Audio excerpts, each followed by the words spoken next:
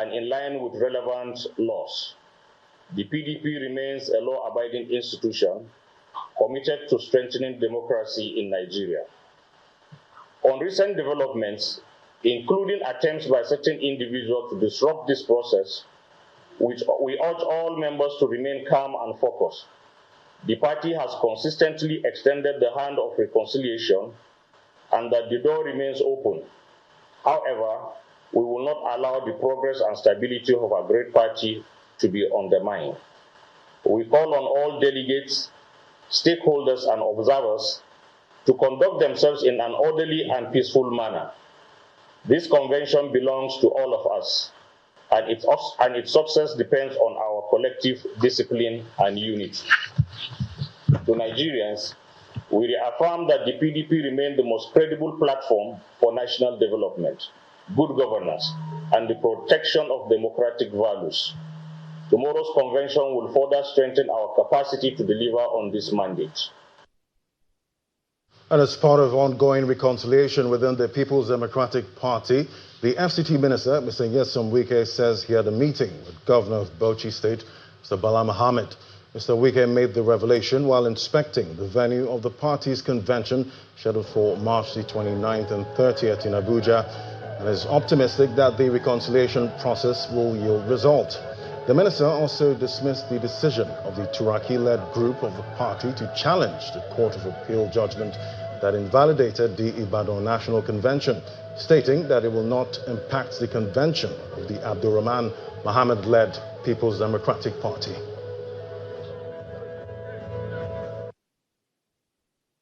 Going to court does not mean that I don't want reconciliation.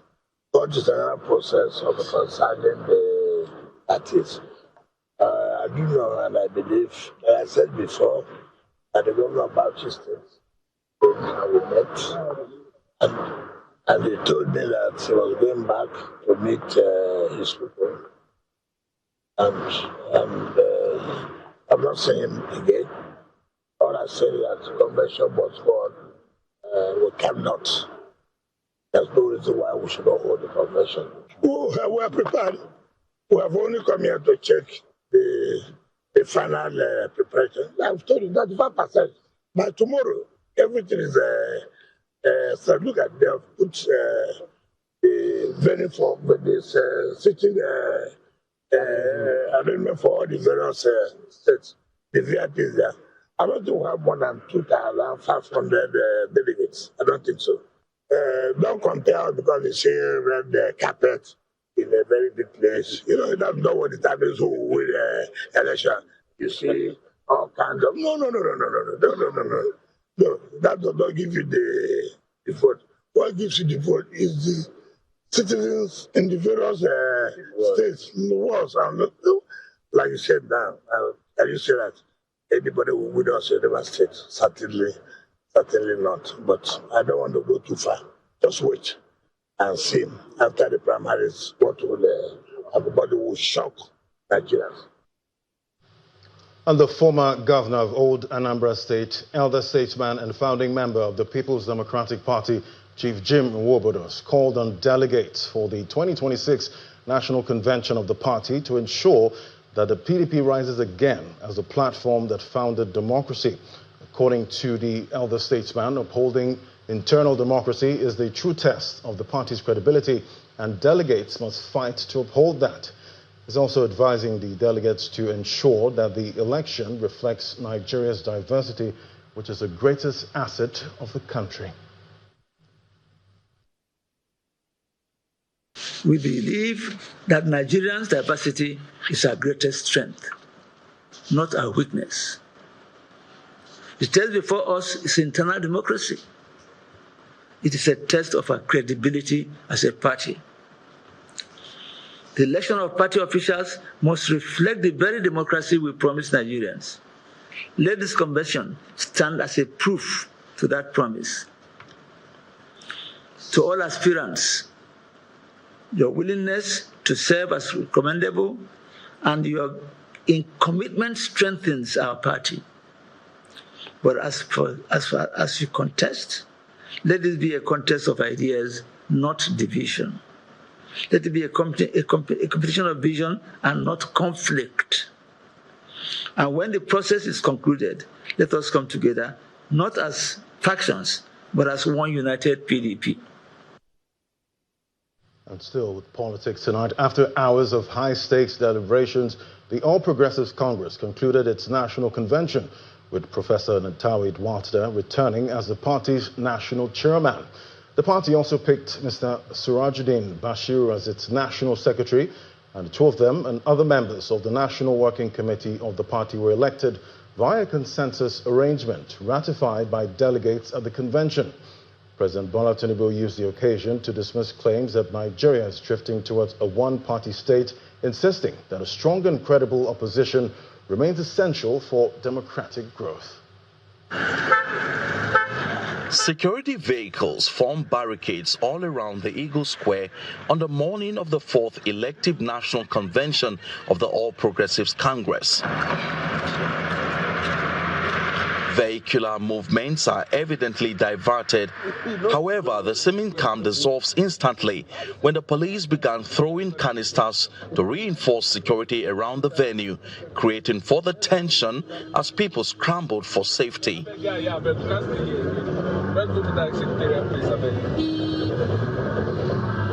Within the square, party supporters are in jubilation, singing and dancing in support of their candidates.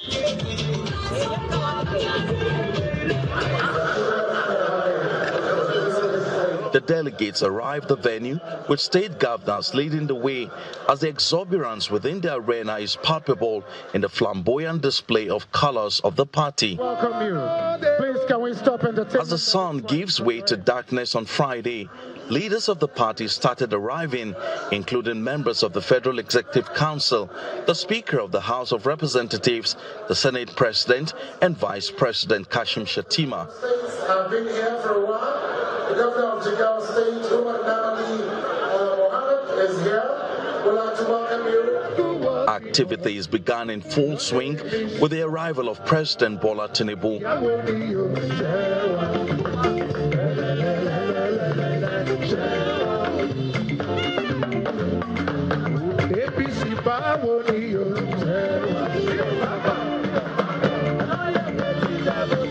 The night-long program started with speeches from government officials stressing the impact of the APC administration. You chose courage over comfort. You chose reform over delay. And you chose Nigeria and the people of Nigeria over politics. These were not easy decisions, but they were necessary. And what we have done is to reset Nigeria's economic foundation, remove distortions, have improved the fiscal situation, and rebuild credibility. The reform logic is stronger, and the prospects for long-term growth and development are brighter. What leadership requires is not merely the ability to manage the present, but the wisdom to prepare the future. And in this regard, President Bola Tinubu has shown statesmanship. Members of the National Assembly reaffirmed the commitments of the administration to economic growth and national security. Revenues to states have improved. Transparency has increased. Infrastructure is advancing. Security coordination is strengthening. These are not isolated steps. They are part of a clear direction. Reform is not a sprint. Reform is a journey. Reform is a commitment. And that commitment requires continuity. This is why I say that President Bola Tinubu must continue this work beyond 2027. Before going into the elections for national officers of the party, the president addressed the over 8,000 delegates. His speech focused on the renewed hope agenda, national unity, and the party's growth. He defended his administration's economic policy, dismissing claims that the country is heading to a one-party state.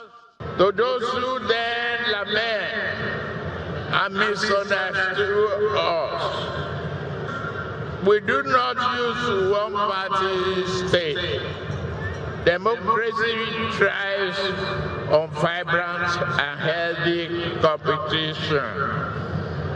But we cannot burn the constitutional freedom of association. The climax of the night is the transition of power. Adopting a consensus model to minimize friction, the convention affirmed Professor Nentawe Yilwatsda as the new national chairman. The national chairman of the party, Professor Nentawe Yilwatsda. Our deputy national chairman North is Honorable Ali Bukar Dalori. Those in support that all these officers we have chosen through harmonization and consensus be made officers of the National Working Committee, say aye. Aye. Those against, say nay. They are not here. The party also granted a 6-month tenure extension for caretaker committees in Ekiti and Osun states. And in part 2, after the break, the federal government asked Nigerians to support efforts to end terrorism and all other threats militating against the nation's interest. Please join us again.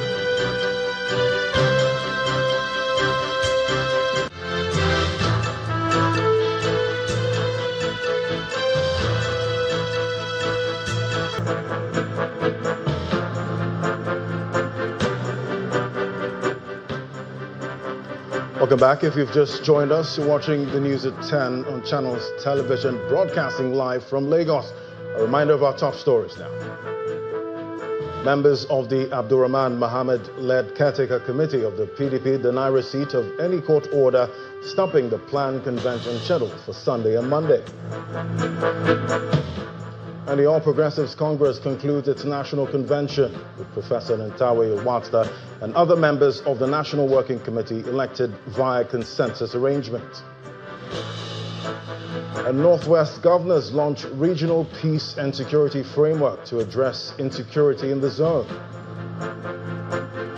Plus, Israeli strike kills journalist in Lebanon as Yemen says Iran's dragging the country to war.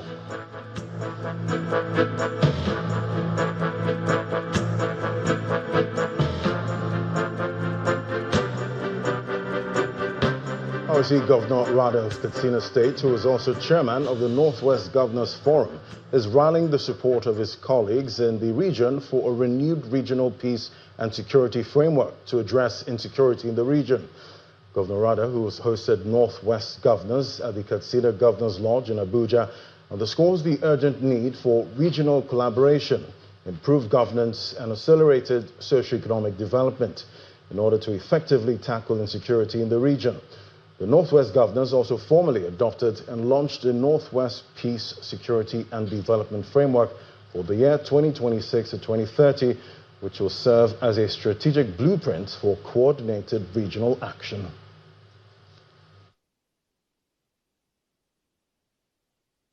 Today we had a very fruitful meeting, and we discussed about the Northwest Peace Security Initiative and Framework. And today all the 7 governors have signed the Peace and Security Framework for the Northwest, because we felt that we should approach this issue in partnership and in collaboration regionally, so that at least we can confront the challenge and then face it squarely and address the issue. And then secondly, we have discussed a number of collaborations, economic support in terms of agriculture, youth unemployment, and a number of issues were raised and discussed at this meeting. What we have signed today is as a result of the summit we held in 2004, sometimes in June at Katsina, in which a framework and presentations were made on how to address the issues of insecurity regionally. And then after that, we have set up a technical committee, and the technical committee under the leadership of UNDP. And then we were able to have the framework today, which will be implemented very soon. And still in security, the Plateau State Peace-Building Agency has recorded another milestone in its efforts to curb conflicts between farmers and herders, facilitating the signing of a peace deal in Bangai Beram and Bangai Fulani communities in Riam local government area. The initiative, in partnership with the Youth Initiative Against Violence and Human Rights Abuse, is part of efforts to ensure peace in communities ahead of the 2026 farming season. According to the leader of the agency's mediation and dialogue team, Mr. Mohammed Shaibu, the process is aimed at strengthening grassroots dialogue and promoting peaceful coexistence. Our correspondent, Percy Debang, reports. What once seemed impossible is now becoming reality in Bangai, as members of the Birom farming community and the Fulani herding community, who until recently could not freely visit each other, are now sitting together and engaging in peaceful dialogue. Through a series of community-based meetings under the second phase of the Building Bridges for Peace project, mistrust has gradually given way to understanding, with both sides identifying conflict triggers and agreeing on practical solutions. Bringing down the interventions to the communities is something that, in fact, is one of the model of the agency. So that's why, as an agency, in most cases, we go down to the communities for intervention.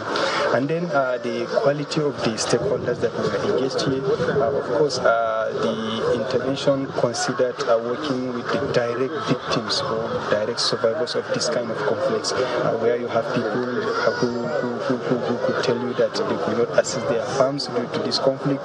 You have people who could tell you that they cannot freely go out for their herding activities in some communities because of the conflict. So this intervention really targeted the right stakeholders. This document that they have with them now is something that is going to help them to push through these activities, even when we are not there. So it's like a sustainability plan for us, that if we are not here, these people have something that they keep falling back to, which is the community document that they will be signing today.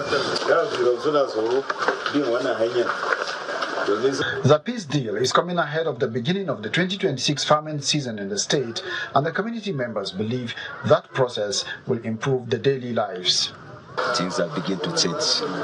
Yes, we interact with the herdsmen freely now. We go to their place, they come to our community freely, and we share most of our things together. Yes, there's peace. We are together. Even the Salah celebration, they have visited our villages. We do the Salah together. The Plateau State Peace Building Agency is hoping to replicate the Bangai model in other communities to strengthen peace across the state. Percy Dabang, Channels Television News. And the federal government is asking Nigerians to support efforts to end terrorism and banditry and all other threats militating against the nation's interests and socio-economic well-being. Speaking in Abuja at a weapons destruction ceremony by the National Center for the Control of Small Arms and Light Weapons, the Director of Defense Affairs in the Office of the National Security Advisor, Major General Hilary Maboko, says it is a clarion call to reclaim the nation's security spaces and restore Nigeria to a path of peace, stability and development. He adds that patriotic citizens must be ready to provide timely information to security agencies and trust the government to exercise its authority in ensuring that all Nigerians enjoy the peace and security they deserve. It is another weapons destruction exercise by the National Center for the Control of Small Arms and Light Weapons, aimed at eradicating illicit small arms and light weapons from Nigeria.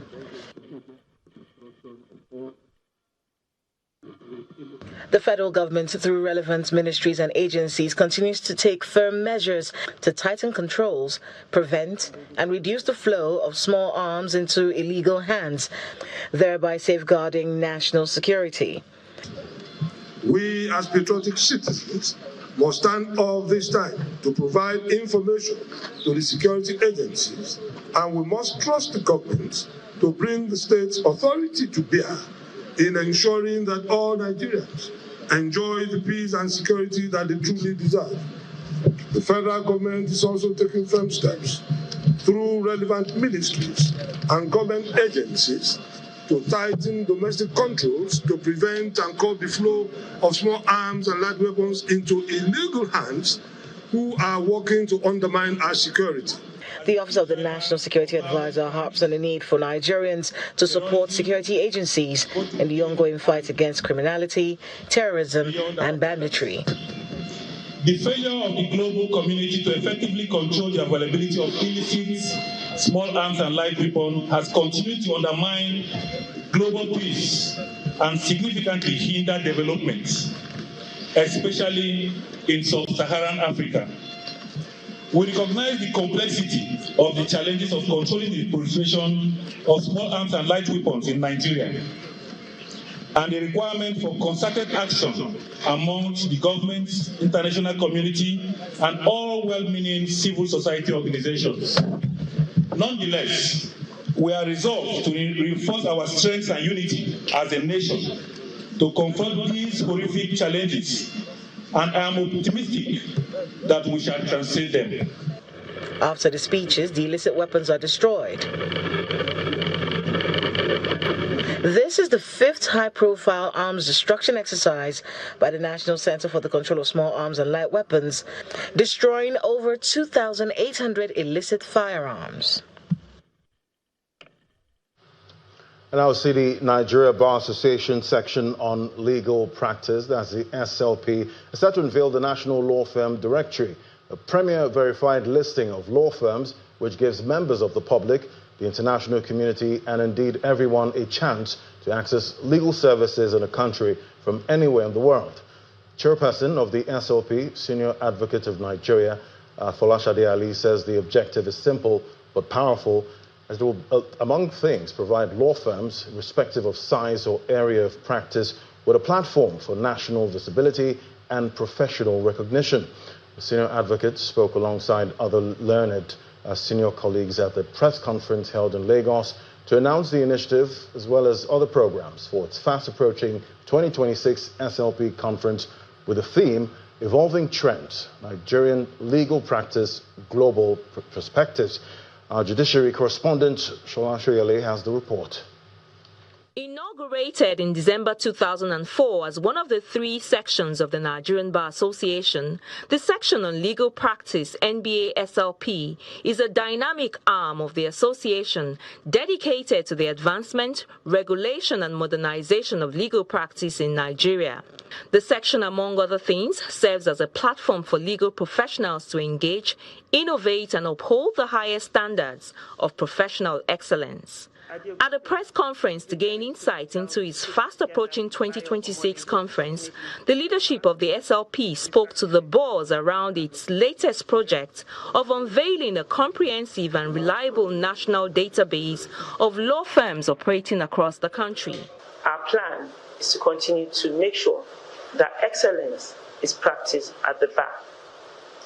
And that is why we thought one of the first things to do is how do we integrate and let all lawyers be involved in SLP. So we now have regional SLP in all over the country. We have now SLP in every state. And that is what informed us to have one solid, consolidated directory that has all lawyers. We might not get it right at the first time, but I'm pleased to announce that over 2,600 law firms have registered as at today. The senior lawyers also spoke to the content of the conference scheduled to hold in Lagos next month, as well as the opportunities for learning, especially for young lawyers. Where are we as far as the judiciary is concerned in Nigeria? What role, if any, are legal practitioners going to play or continue to play to move us away from that narrative that sometimes appear negative? Who protects the guardians when that institution is assailed? Some of those discussions, I think, would also resonate with those coming into the profession, young lawyers who want to make a name for themselves and also thrive in this profession. Expecting about 2,000 lawyers in all, and the Young Lawyers Debate is an event to look forward to. I personally am looking forward to it because that's the kind of opportunity you have to identify future advocates. Members of the press sought to know the practical benefits of the section's offerings, especially for young lawyers. Over the last few weeks, we've heard about the invasion of a sovereign state by another sovereign state. And it seems to be a reoccurring decimal. In the last 3 months, we've heard about a sovereign state alleging the occurrence of Christian genocide against another sovereign state. There are institutions around the world that are created to adjudicate when such allegations are made between member states of the international or global community. And that is why this year we have taken it upon ourselves to draw attention of legal practitioners in Nigeria, especially the young ones, to the array of possibilities that exist in the practice of our profession within the public international bar. The section on legal practice, in our opinion, is at the heart of the Nigerian Bar Association. Why we say this is that if we do not practice properly, there can't be any lawyer. So this section drives ethical and proper conduct. The SLP's vision is to be the leading platform for advancing legal practice, driven by innovation, professionalism, and global relevance to define the future of the Nigerian bar. Shola Shoyeli, Channels Television News. And now to international trade. The Prime Minister of St. Kitts and Nevis, Mr. Terence Drews, called for increased bilateral trade with Nigeria, especially in the areas of tourism and health. The Prime Minister, who gave the keynote address at the closing ceremony of the Africa-Caribbean Investment Summit in Abuja, revealed that Nigeria and his country currently enjoy visa-free policy for visitors from each country. Our correspondent Dele Omoyeni reports. It's the closing ceremony of the week-long Africa-Caribbean Investment Summit with the theme, One Voice, One Vision, Advancing Africa-Caribbean Unity, with about 20 countries in attendance. The focus is on advancing trade and investment opportunities. The Prime Minister of St. Kitts and Nevis, Dr. Terence Drews, says Africa and the Caribbean need to increase partnership for growth. And that is why I'm happy that this proof of concept shows that it is economically viable to have commercial flights between Africa and the Caribbean. We don't have to go north to come south. All we're going to say, as we say in St. Kitts, we're just going across the water. So let us fly across the waters. We have visa-free access. Many times some of you want to come to St. Kitts and you have to go through a country in the north and they don't want to give you not even a visa to pass through. How demeaning is that? You are trying to come to St. Kitts and Nevis where you have visa-free access, but you have to go to a city in Europe to come to St. Kitts, and not even a visa they want to give you just to pass through the airport. The convener of the forum also gives an insight into their motivation. I'm very pleased to say that the first business to access this fund has received its term sheets. So hopefully, in a few weeks, I will be able to announce that the first business to access the fund has accessed the fund, and I will tell you just how much it is. The NIPC, the Nigeria Investment Promotion Commission, and the Grenada Investment Development Corporation have also signed an MOU. Let us come together. Sovereignty doesn't have to be defined by the lines that someone else drew. Sovereignty can be defined by our DNA.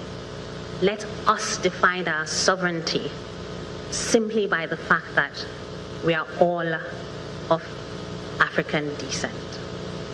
The current trade volume between Nigeria and St. Kitts and Nevis is relatively low. According to 2023 data, Nigeria's imports from St. Kitts and Nevis were valued at $742,000, while exports to St. Kitts and Nevis were around $397,000. As the 2026 summit ends, the organizers are hopeful that the 2027 edition will be bigger and better, and trade among member states will grow. Delio Moyeni, Channels Television News. And still ahead on the news at 10, Center for the Promotion of Private Enterprise Lords Bank recapitalization progress, but urges stronger link to the real economy. Please join us again. Welcome back. Well, to wealth preservation now. The discourse at the Lagos Business School's Family Business Initiative Conference deepened with panel sessions focused on governance as a lifeline and culture as a glue that binds family enterprises. The panelists shared practical experiences that have shaped their journey. Our correspondent Chris Ilem's report. A cohort of seasoned experts and successful founders mount the stage at the International Family Business Conference 2026 of the Lagos Business School Family Business Initiative. They've demonstrated success in their business endeavor. Time now to share their thoughts on governance as a lifeline, role of boards in business sustainability. For us, when we realized that the founder had a vision, what we did was to ask for help. So that was why I said, not that we didn't have governance as we are, but nothing was put on paper. But the most important thing is putting them on paper, being intentionally, as my fellow panelists said. But you heard from OK today, 20%, about 80% don't have boards in their organization in Nigeria. Family business, they don't have. So for many, it's waste of time and delay of processes for them.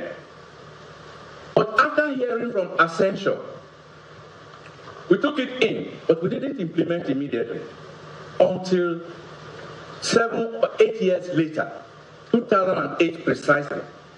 We considered the first board in Akko. For these leaders, the secret sauce is not just in the balance sheet.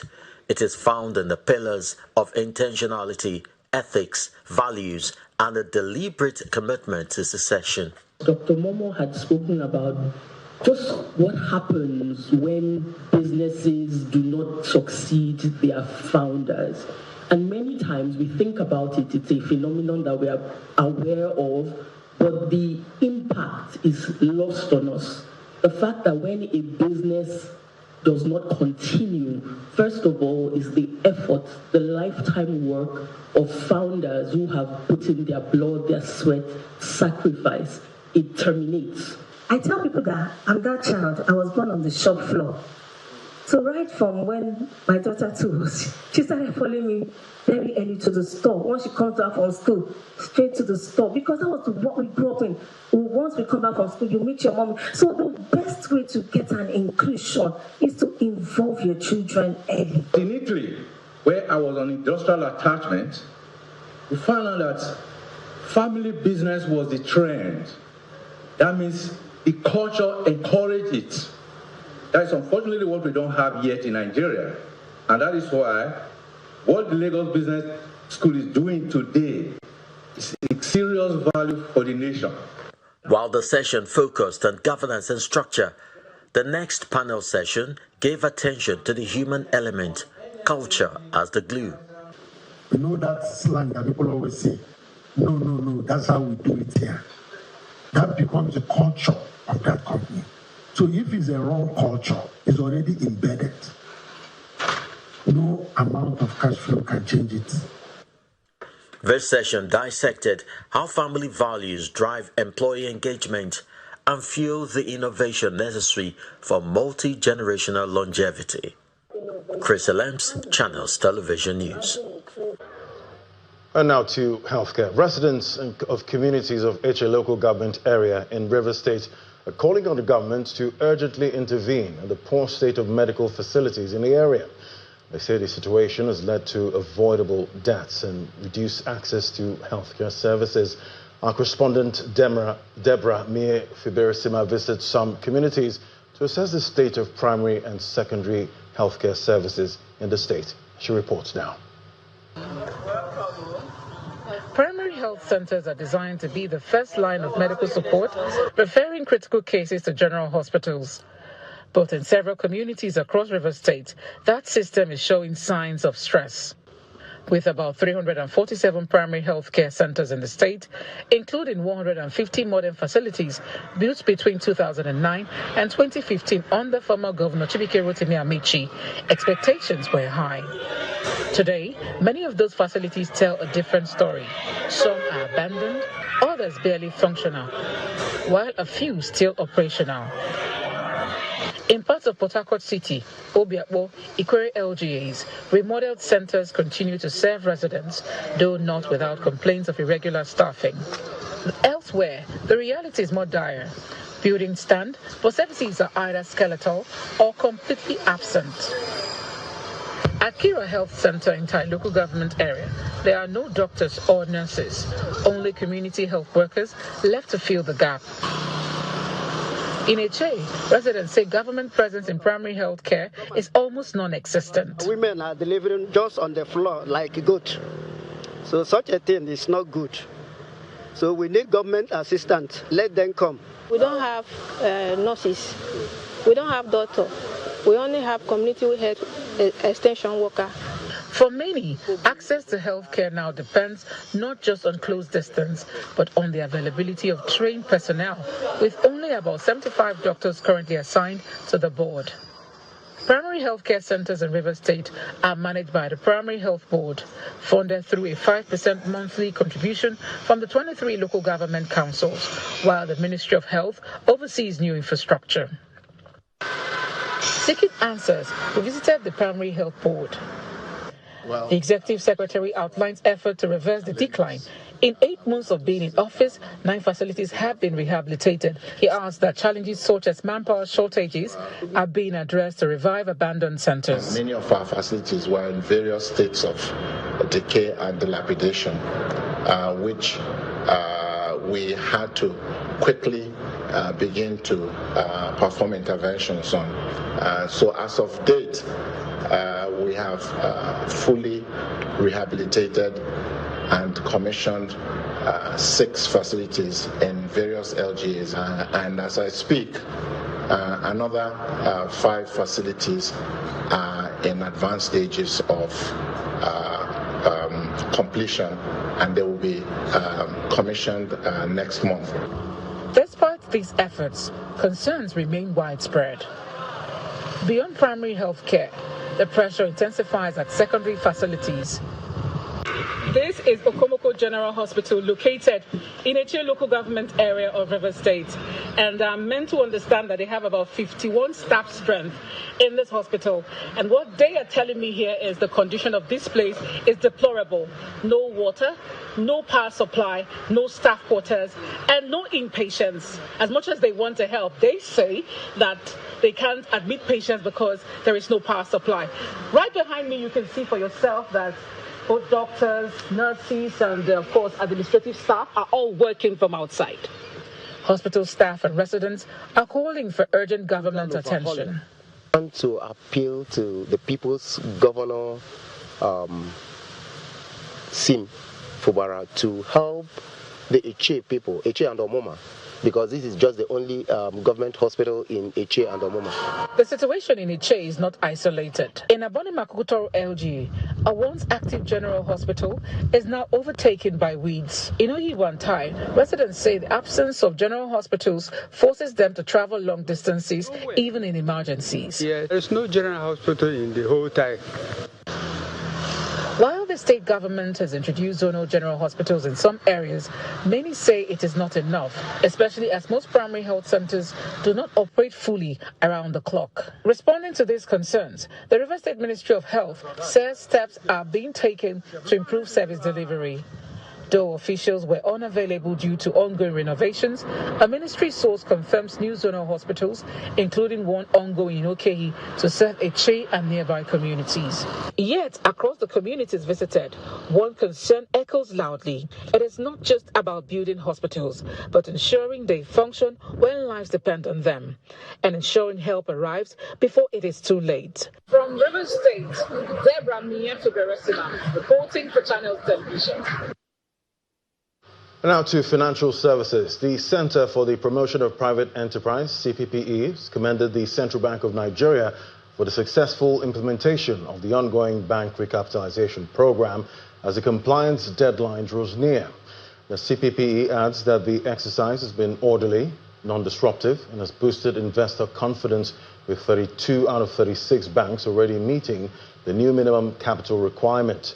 It added that the process has recorded no depositor losses, forced mergers, job cuts, or erosion of shareholder value, marking a significant improvement from past consolidation efforts. The group described the outcome as a major milestone in Nigeria's financial sector reform, reflecting stronger regulatory capacity, improved market discipline, and increased resilience in the banking system. The Nigeria-Vietnam Chamber of Commerce and Industry has convened its 2026 quarterly business meeting and honorary membership conferment program, placing youth empowerment at the center of Nigeria's global economic ambitions.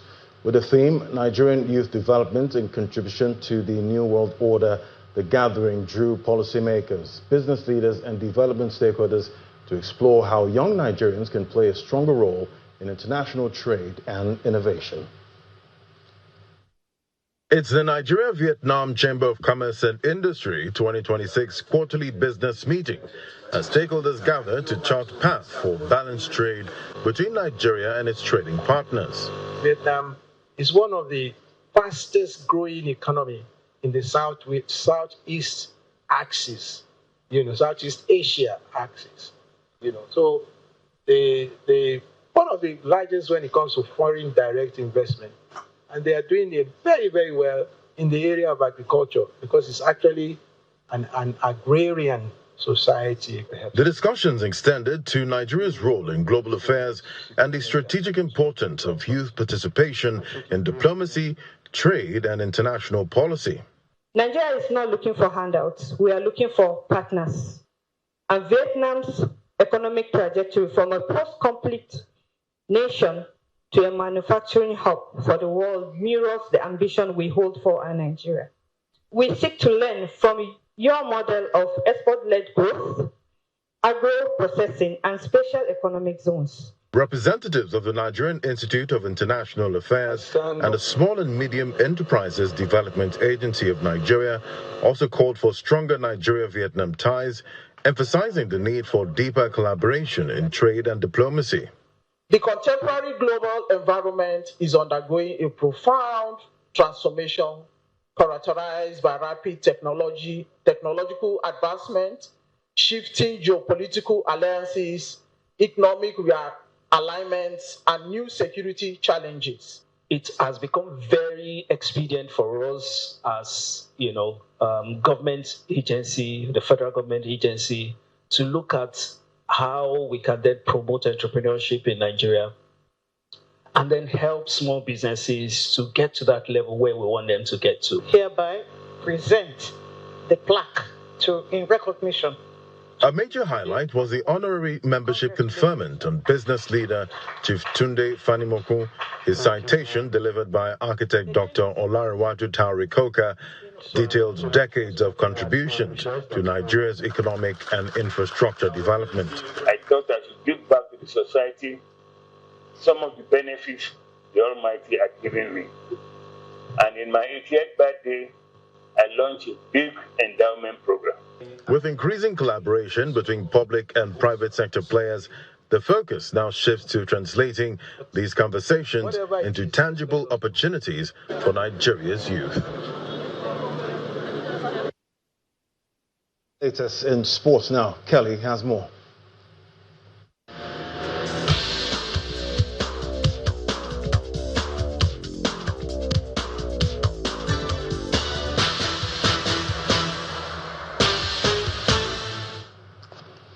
Many thanks indeed, Ladi. Let's begin here in Lagos, where Governor Babajide Sanwo-Olu has hosted student athletes from 6 Lagos schools who excelled at the 2026 World School Games in Doha, Qatar.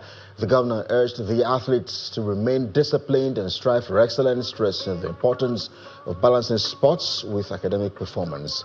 The athletes recorded impressive performances across under 11, under 13 and under 15 categories in athletics, football and swimming, with top finishes by St. Saviour's and Grain schools.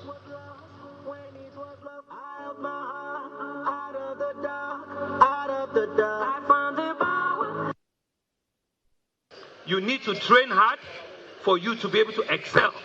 And you cannot, and I say you cannot at now believe that you have gotten to the height of it. No, you haven't.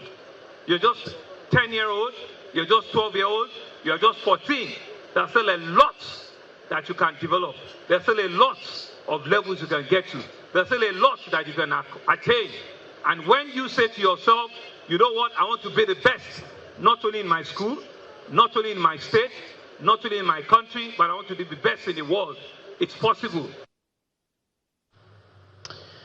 Well, these are the Senegalese football players parading the Africa Cup of Nations trophy before the friendly match against Peru at the Stade de France, despite being stripped of the title earlier this month by the Confederation of African Football, CAF. Senegal has now lodged an appeal with the Court of Arbitration for Sports, which has said it will rule on the matter as swiftly as possible.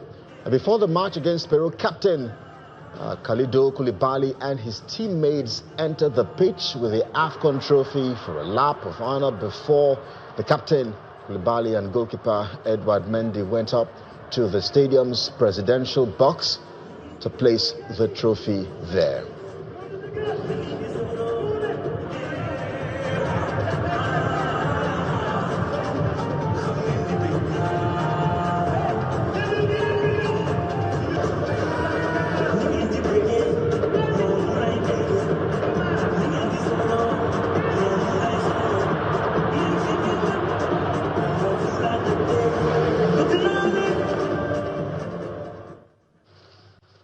All eyes are now on CAS for that ruling. More stories for you this hour. Golf legend Tiger Woods has been released on bail after he was arrested and charged with driving under the influence following a car crash in Florida. Woods was detained after his vehicle overturned while attempting to overtake a trailer on Friday afternoon. The 15-time major winner walked away unhurt, while the driver of the other vehicle involved in the incident also sustained no injuries.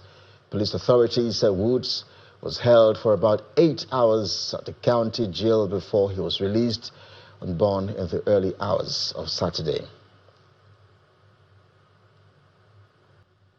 In cycling now, Jonas Vingegaard blazed to stage 6 victory at the Tour of Catalonia on Saturday and tightened his grip on the overall lead. The race favourite accelerated away from the lead group with just over 2 kilometers to ride to clinch back-to-back stage triumphs in the Pyrenees Mountains.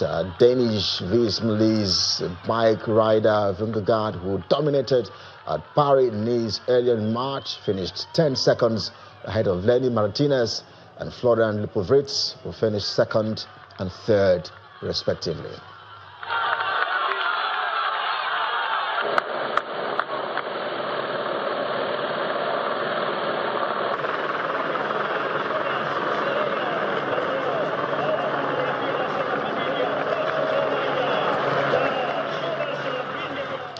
And cycling does it for us here on Sports News Tonight. I'm Kelly Egiga. It's back to Ladi Williams.